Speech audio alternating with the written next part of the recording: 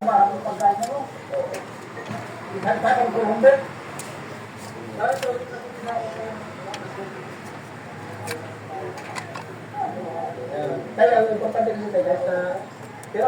na magbalay dai boss. Ako ra. Di ba ibabaw man to? Balhin ko ring gabay ko ring ubos. Mas dool to. Oh. Ano ba itong babaw? Tangason? Tungason kayo eh. Lapok. Medyo to yuta. Oh, awa na tong yuta tong nasa kuan. Sa ubos. Oh. Pinalit to ninyo? Oh.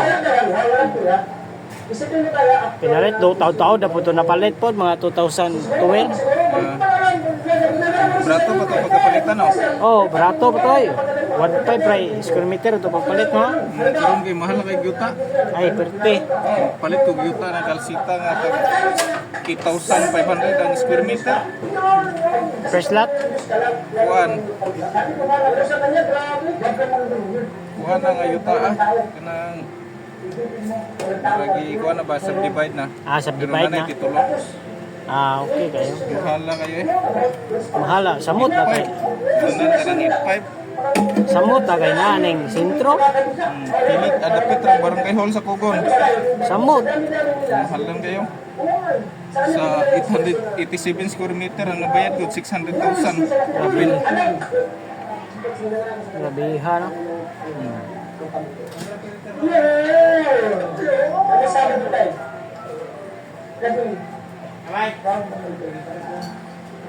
Yung to iya eh, itong isa.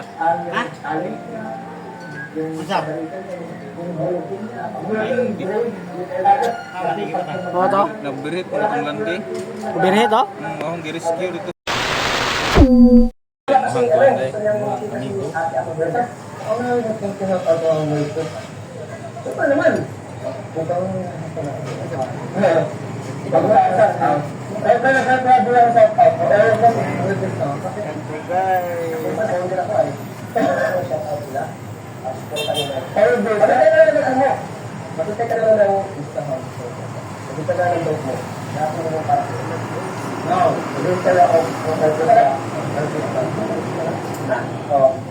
Bakit ka sumama dito? Ayun, dahil gusto ko lang ito.